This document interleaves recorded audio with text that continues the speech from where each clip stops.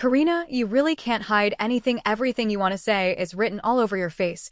But don't worry, I promise to take you to the forest with me, so I'll leave soon with the advance troops to make sure our campsite tonight is safe. As he spoke, Miran moved closer again. After confirming it's safe, I'll come back for you. Karina blushed deeply at Miran's gesture. Miran stopped doing this all the time, but he feigned innocence. But if you don't encourage me, what if I don't have enough strength on the journey? She worried, but Miran dismissed her worries. All right, Karina, I'll see you later. Be good and wait for me here. I'll come get you. Watching Miran's retreating figure, Karina felt like she was dreaming. What kind of relationship do we have now? Although he confessed to me, I never gave him a clear answer, but this feeling is truly so wonderful. Today was the day the expedition army set out. Everyone in the manor was incredibly busy. Duke Miran had departed early with the vanguard to clear threats from tonight's camp, while Karina, who was leaving with the expedition army under the arrangement of her guard. Sir Graydon had forsaken the bumpy carriage and let Karina travel with the magical beast, which offered maximum comfort and safety to Karina. Sir Graydon also ordered a yellow scarf to be placed on Hetty to distinguish it from other magical beasts before departure. Sir Graydon kept instructing Hetty, "Don't move too fast and don't join the battle while carrying the young lady," but hearing this, the magical beast just stared at him, then chose to completely ignore him. Sitting on Hetty's shoulder, Karina asked the question she had always wanted to ask. "Hetty, didn't you come out of my painting? I'm curious. How can you continue living without consuming my life force?" Hearing this, Hetty thought for a moment, then haltingly gave her answer. "Because I ate core that replaces master's life," it replied. Karina could hardly believe it. What Hetty was referring to must be heron. But why could heron substitute for her life? With this question, Karina embarked on the journey to defeat the magical beasts. Meanwhile, Miran had already dealt with all the magical beasts around tonight's campsite and had ordered the bloodstains from the recent battle with the monsters to be cleaned up. Although Karina wouldn't mind the bloodstains, he wanted to provide the best environment for her. The only disappointment was that none of the magical beasts they had just hunted contained traces of heron. This made Miran slightly irritable because he knew Karina didn't have much time left. Her body was now like an hourglass full of cracks, life slipping away rapidly. Therefore, he had to act quickly before Karina's body collapsed completely to collect as much heron as possible for her, but now he had to return along the original route to meet up with Karina. Just as Miran finished clearing the area around the camp and turned back to meet Karina. On the other side, Karina had already set out with the expedition army. After the troops entered the forest, the magical beast beneath Karina suddenly began to grow restless. Karina keenly noticed this and understood it was because Hetty's nature had been suppressed for too long. At the Duke's manor, Hetty wasn't allowed to roam freely, only within designated areas to avoid property damage and unnecessary casualties. But now Hetty had returned to the forest, which was like returning to the ocean, wanting to swim freely, but looking at the long procession and the carriages loaded with resources, Karina could only sigh helplessly. She really couldn't make the troops move any faster. With no other choice, Karina could only request permission from Sir Graydon, who was leading the troops, saying she felt somewhat confined in the procession and wanted to go ahead to see the scenery. Sir Graydon, considering that the magical beasts along the way had already been cleared by Duke Miran and that Karina had the protection of the powerful magical beast Hetty, he agreed to her request. When Hetty received Karina's command to run, she immediately shot out of the procession like an arrow from a bow. Sitting on Hetty's shoulder, Karina watched the scenery rush by and couldn't help but smile happily. This was the first time she had experienced such a sense of freedom, and Hetty beneath her let out excited roars echoing through the vast forest. Just like this, human and beast sped through the forest, racing toward tonight's campsite, and soon after they encountered Miran, who was heading back. Miran was somewhat surprised by this, but didn't find it strange. "Karina, didn't I tell you to stay safely with the main troops? Looks like you couldn't resist again," Karina explained. "I sensed that Hetty wanted to run, and I also really enjoy this feeling like riding a horse, so we went a bit faster, but this is really fun." Seeing Karina's joyful smile, Miran quietly took off his outer coat. "But no matter how fun it is, you need to take care of your health. The winter wind is very cold, and if you're interested in horseback riding, I can teach you." Karina laughed happily. "Do you really mean it? I thought you wouldn't agree." Looking at the delighted Karina, Miran couldn't help but tease her with a smile. "Are you that interested in horseback riding?" "Yes, it's one of the items on my wish list." Wish list? Miriam was puzzled. Wish list, what's that? Karina then spoke with a tone of resignation. This is the death wish list I made for myself when I finally gave up on my family and decided to run away. Wanting the whole world to know about her paintings, wanting to paint many landscapes before she died, and wanting to travel with Miran before she died, then with him trying all kinds of cakes those she wanted to eat and had never eaten before, later raising a big dog. Together with Miran, finally marrying Miran and giving birth to a child that belonged to them. She would give all the love she had missed as a child to her baby without reservation, but Karina couldn't accomplish any of these later things now. She couldn't even say I love you to express her feelings with her life hanging by a thread. She could only be like a soaked old rat in the sewer, peering through rusty iron grates at couples walking down the street, fantasizing about beautiful things that could never happen to her. Therefore, when Miran wanted to know the contents of her wish list, she could only shake her head silently and say these wishes weren't important, that they were just listed for fun. Sensing Karina's reluctance, Miran subtly shifted the topic. Look at you, why are your palms so cold? It's my fault for not considering everything. I should have given you gloves before we set out. Miran grabbed her hands, feeling the warmth on her palms. Karina couldn't help but rub them a little. I don't feel that my hands are cold, but your hands are indeed quite warm. But anyway, Marian, this is my first time in this forest. I feel the air is filled with pleasant scents. Hearing this, Marian revealed an indulgent smile and said, Karina, your painting supplies are still with the convoy you left behind, so if you want to paint you'll have to wait a bit. Karina was surprised. How did you know I wanted to paint? Am I that obvious? This time Miran gently cooped Karina's face. Didn't I say that your thoughts are always easily written on your face? Karina felt inexplicably sad. Why was this man before her so perceptive? But the more he was like this, the more Karina felt she had to push him away. Miran, I can tell you one of the wishes on my wish list. That is, I hope I get to see the moments when you're truly happy. Marian was puzzled. Happy, sighed. What do you mean? What I mean is I hope you'll have a happy life, married with children and surrounded by love. Wait, you mean me? And who isn't the person who marries me and has children with me in this wish supposed to be you? Hearing this, Karina sadly turned her head away, not knowing how to answer, but Miran firmly expressed his thoughts to Karina. Karina, I know you're avoiding this, because I can see you're always pretending not to know about my feelings for you, so I want to tell you clearly now. From the moment I fell in love with you, I already made up my mind that in this lifetime, except for you, I will never love anyone else, much less marry anyone else. The person I like is you, Karina, not anyone else. Karina, I love you. I hope you can always stay by my side. Faced with such heartfelt and direct words, how could Karina not be moved? But she understood that someone who was about to die didn't have the right to be happy, so she kept telling herself over and over again, don't think too much, Karina. Miran's feelings for you are just out of pity. You must not mistake sympathy for love. Don't let Miran get in any deeper. You can't give him lasting companionship. Continuing like this will only hurt him, so Karina pushed him away again. Lowering her head and speaking words contrary to her heart, Miran, you might have mistaken my words for love, and I said from the beginning when I came here that I would leave someday, so please don't say anything more about loving me. But when Karina raised her head and saw Miran's expression full of sadness, pain, and reluctance, Karina suddenly understood. She asked nervously and fearfully, you know everything, don't you? How did you find out? Hearing this, Miran steadied his emotions and said, I want to ask the art supply store owner, who had suffered from the art disease. Through him I learned some things that neither Carlos nor Dr. Winston had told me. I learned that those with art disease lose the part of the body where symptoms appear, and Karina, the part where your symptoms appear is your heart. Karina, you knew all along. That's why you came to the north looking for someone who would take you in but not care about you, to quietly spend your last days, then find a place where no one would know, to die, right? Seeing her thoughts exposed, Karina panicked and stepped back, hurriedly apologizing. I'm sorry, I didn't mean to deceive you. I originally planned to leave when the time came, but I couldn't bear to. I'm sorry, I was too selfish. Miran, seeing Karina gradually breaking down, compassionately drew her into his embrace, gently patting her back and comforting her softly. It's okay, Karina, didn't I tell you before? You don't have to hold back in front of me. You don't have to pretend to be strong. Cry.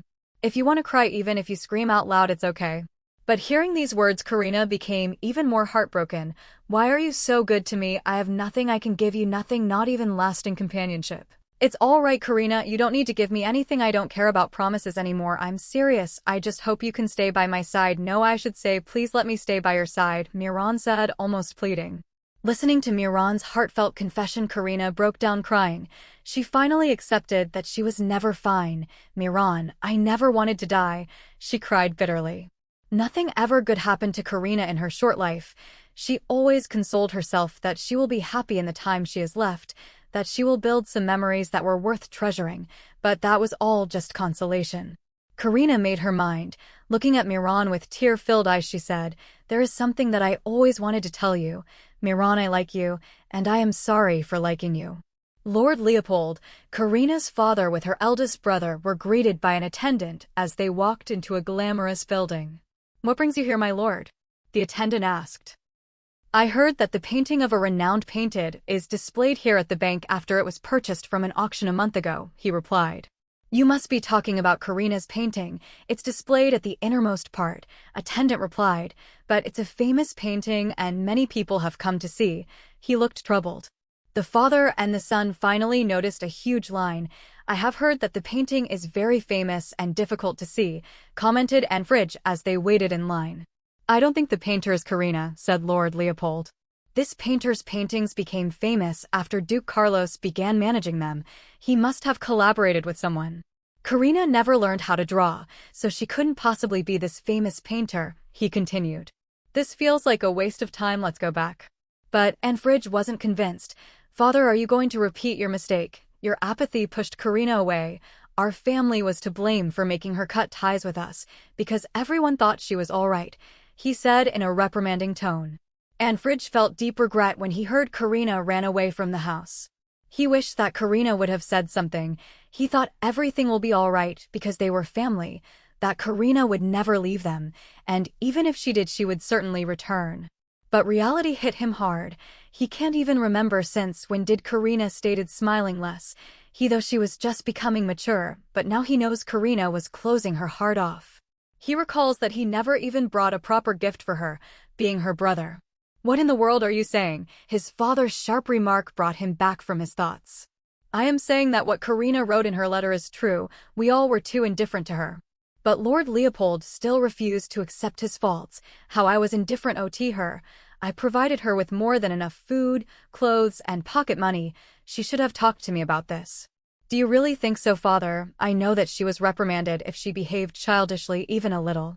"That's because," Lord Leopold tried to explain, but Anfridge cut him off. "Father, I am not blaming you. I am also at fault. I am just saying that we should accept our faults. We were wrong to treat her that way." His son's word infuriated Lord Leopold, but before he could retort, they were called in the chamber to see the painting. The painting was marvelous. Lord Leopold remembered seeing similar sketches like this in Karina's room.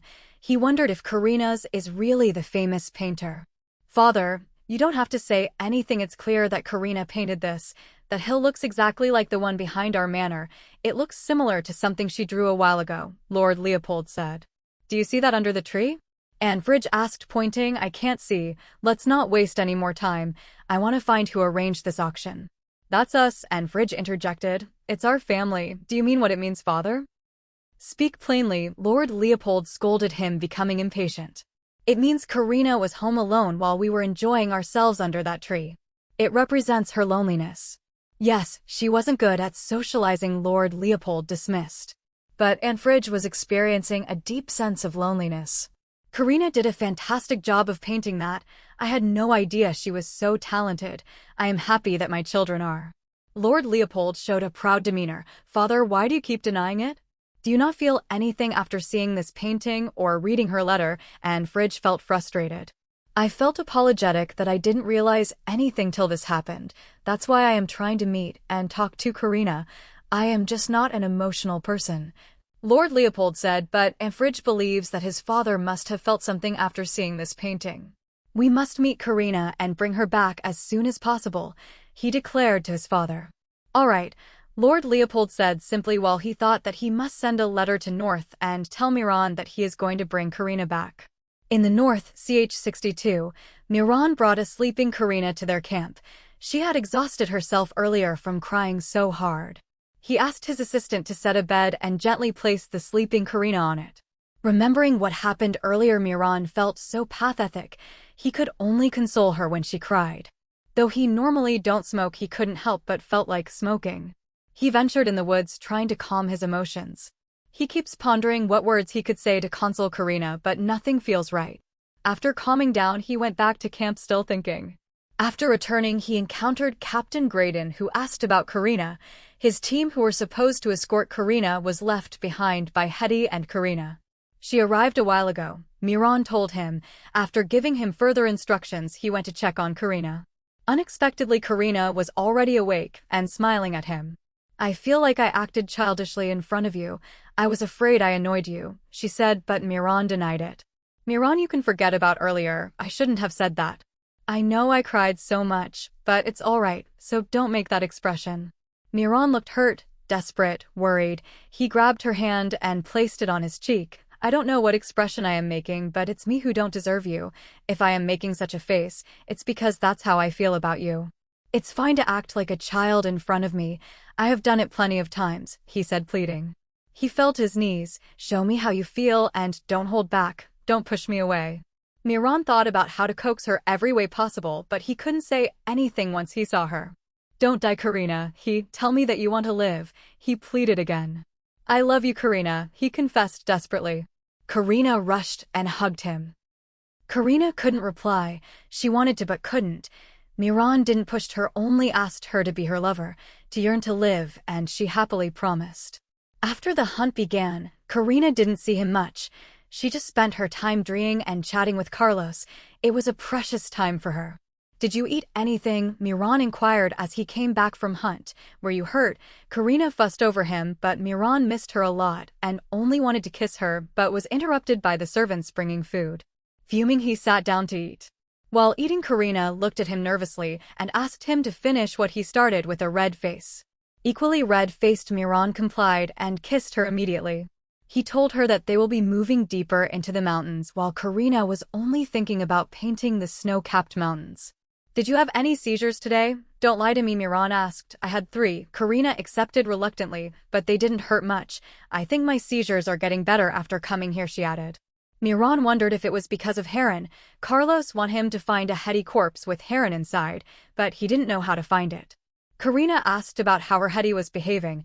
We don't have to worry about other beasts because of your Hetty. It was really obedient. It went wild while hunting, but was getting along well with monsters, but it kept eating all the herons. Miran told Karina that because Hetty don't eat food, they feed it herons, on which they already researched. Is heron like a monster core? Karina asked. Hetty once told me that it ate a monster core instead of my life. It was called that a long time ago, even before the empire was established. Miran wondered if heron can be substituted for the cost of performing a miracle. All the creature Karina created were intelligent, but they only followed her orders and never did anything on their own. But Hetty was different. It was an intelligent being that acted on its own desires. I don't know what's different with this Hetty, but I hope this information helps Carlos, Karina said dejectedly while Miran consoled her. Every small hint count. The information surprised Carlos more than Karina hoped. He wanted to research it further and asked for more carcass with heron inside. And so began Miran's non-stop hunt for the Hetty. After many days they collected multiple Hetty bodies. The soldiers were utterly exhausted, wondering how to take back so many corpses, but Miran was still hunting. It looks like no one can stop him. At the insistence of the night captain, Miran only agreed to take a break, but when he mentioned that Karina must be waiting, he immediately agreed to go back. The poor knights felt like they might die from utter exhaustion, but still had to haul back all the corpses. Miran suddenly stopped and asked about any nearby lake. He wanted to wash up as he was covered in blood, and Karina might not like seeing him like this.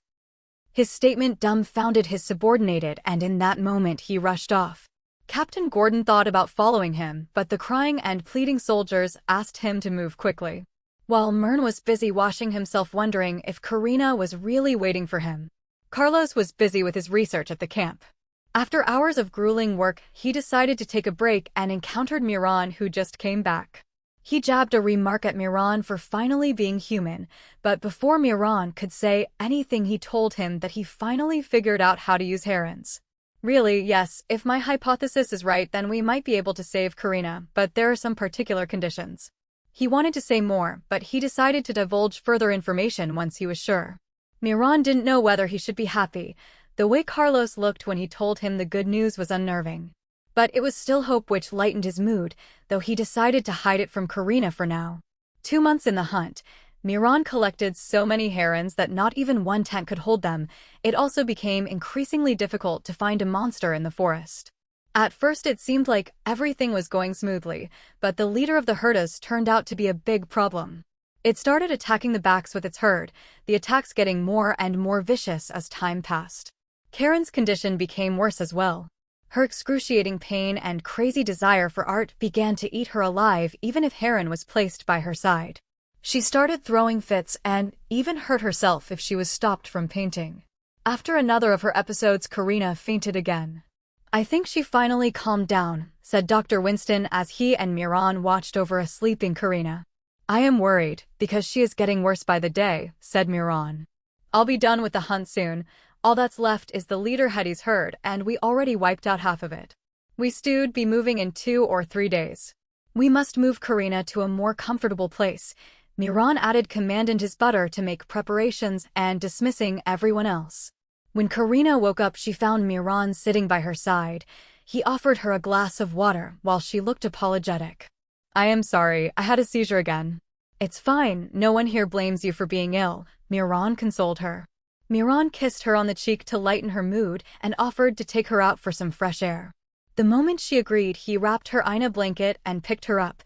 "Miran put me down," Karina said, flustered. "No, this is something only I am allowed to do, because I am your lover," Miran teased as he walked out. Outside, Karina found the air quite refreshing and a smile adorned her face. "It's been a while since I saw you smile. You have been down the past 2 weeks," Miran commented. "I hated the fact that I wasn't myself. On day I found myself hurting Carlos when I came to my senses, and the next day I was scratching you, and then I discovered that I was hurting myself." Karina lamented. "It was beyond your control," Miran consoled her. "But I feel like I am going insane. If I was at Leopold Manor, I would have been tied to the bed and called a lunatic. Miran, I am afraid that one day I won't be able to open my eyes again." "I used to be unafraid of dying," Karina said thoughtfully. "Do you want to live now?" Miran asked carefully. Without waiting for her reply, he slimed at her. "If you want to live because of me, then that's enough." He loving gazed at her as they walked further. "Do you want to go see the end of winter tomorrow, though it's just a block of snow and dark mountains?" he asked. "Are you asking me out on a date?" Karina teased, feeling pleasant. "Yes, I am." Miran kissed her. While the couple was happily enjoying their time, Carlos, on the other hand, wasn't having it good. His research went smoothly, and Miran also provided a constant supply of herons and monsters. Dr. Winston also helped him, and he was able to focus on his research, but all of his hypotheses proved to be incorrect. He found that the price creators had to pay was different from that of other artists with art disease. There was no way to recover the life already lost to create art. Does it mean it'll be difficult to save Karina? Carlos was beating himself up, frustrated with the lack of results. "I am sorry for not being much helpful," Dr. Winston said. "It's not because of you. I just can't figure out a way to save Karina no matter how hard I try. What if Karina dies? Miran may resent me for failing to keep my promise to Karina." Carlos felt like he was locked inside a dark room. "You don't have to worry. They are not such kind of people who dismiss someone's efforts. I may not be much helpful, but I and His Grace will trying our best. And look outside. Hetty has left a wild animal in front of the tent," Dr. Winston said, changing the topic to lighten the mood. "It must be asking for herons for food," Carlos realized, feeling pleasantly distracted. "Don't worry and take a break." Carlos felt a bit less pressured after talking to Dr. Winston. He became even more resolute and showed Dr. Winston his last hypothesis. Dr. Winston, after reading it, was shocked and asked Carlos to immediately show it to Miran. Finding Carlos hesitating, he further encouraged him to stop worrying. Meanwhile, Karina's mother was furious at her husband's decision to go north. "If you go north, what about your duties?" she asked. "I must go to bring back Karina. Besides, Enfridge also keeps asking me to go," Lord Leopold replied. He was also planning to take Enfridge and Dr. Norton with him and arranged for another doctor for Abelia. "My son, must you go? You are the future of House Leopold." His mother seemed reluctant to let him go. "The North's weather is harsh, and the noble aren't friendly," she further commented, discouraging Enfridge. "Mother, I feel apologetic towards Karina and can't stay here and wait. We should meet and talk with her, don't you think so, Mother?" he said. Of course I do, but how could head of the house and his successor both leave the house? The trip will take 2 months and I heard that the art disease isn't life-threatening. Maybe Karina lied because she is angry? She mused. Anfridge reached his limits. He felt extreme rage at his parents' behavior towards Karina. Mother, why would Karina lie about something like that? He yelled. Even if not life-threatening, one could lose their limbs or sight. Anfridge, that's enough. Don't talk to your mother like that. Lord Leopold scolded and Anfridge calmed down, apologizing. Lord Leopold agreed with his wife. Karina's disease can't be that serious. She could just stop painting. But Anfridge understood. It's not that simple. If it was simple, Karina would have already stopped painting. But Karina can't stop painting like a knight can't put down his sword or a scholar can't stop reading. While departing, Abelia and Pelton also came to bid them farewell. Abelia looked worried and wished for Karina to come back soon. Lord Leopold just consoled his younger daughter and promised her that Karina will play with her once she returns. Anfridge first time noticed from an outsider's perspective how perfect the family of the four looked. He was the only one who thought that Karina would never come back. Norton soon arrived to join them. He was joining them to the journey north because his teacher Dr. Winston called for him, and soon they departed. Meanwhile, Karina and Miran were on their little date, arriving at the mountain known as the End of Winter. According to Miran, it was just a huge wall, but to Karina it looks like a giant dragon has stiffened like an old tree. She wondered what was beyond the wall, but the wall seemed completely blocked off, so no one knows what's beyond that. So we won't be sleeping together once we are back in the manor. Karina didn't want Miran to see her suffering in pain, but Miran disagrees. Karina, we are lovers. We are also engaged. He said, but I gave you the annulment papers. Oh, I spilled coffee on them and tossed them out. How could you? What if? They started arguing and Karina suddenly kissed him. Pleasantly surprised, Miran deeped the kiss. Happy with the event, Miran asked Karina to do whatever she wanted with him, and she shyly accepted that she wanted to pounce on him. So shall we go back to tent or straight to the manor? He asked coyly, making Karina blush from embarrassment. With high hopes he came to the tent, but found out that Karina just wanted to cuddle. He sighed a tad bit disappointed, but told Karina that he wished she would pounce on him more. Naive Karina had read about it in a book and thought, wondering if she is doing it right. She hoped to stay like this forever. Miran agreed, but they were disturbed by Carlos's voice calling for Karina. Carlos came to have some serious discussions with Karina. Starting with a light topic, he told her that she will get her money from selling the paintings once she goes back to the manor. Karina wondered if her painting were then sold, but Carlos informed her that not only that, but all kinds of bribes are being delivered to Carlos Manor to reserve Karina's future paintings. He is also receiving tons of letters inquiring the same. Karina feels happy that people are appreciating her work. Finally, Carlos opened the main topic he wanted to discuss about herons. He told them that he devised and tested several hypotheses, using his own body as the experiment. How could you? Karina was angry. She never wanted him to sacrifice himself for her. What if something went wrong? Your body is as precious as mine, Karina said. Grasping his hand, she thanked him and asked him to stop sacrificing himself. Carlos agreed and continued with high explanation. There was exactly one hypothesis that I could apply to a creator.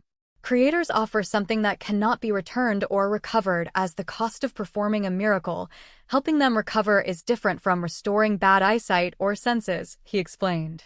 Karina's illness is clearly different from other art diseases, Miran acknowledged. Yes, so I experimented and found out how monsters are born here with heron, but... Carlos hesitated. Stop stalling and spit it out, Miran commented. Don't be so insensitive. Don't worry, Carlos, I am ready to hear whatever you have to say, Karina added, assuring Carlos. He sighed. I think monsters with herons have died once already. This surprised Karina. A heron is a source of life. I think the monsters here ate something and accumulated herons in their body, and when a monster that saved a certain amount of herons in its body dies, it comes back to life, he explained. Miran was utterly surprised with this statement. Don't you think that something was strange? You wipe out mountain load of monsters every year, but they come back the next year. Carlos' statement forced Miran to think. He kissed the same number of monsters every year, but their population remains the same. According to my theory,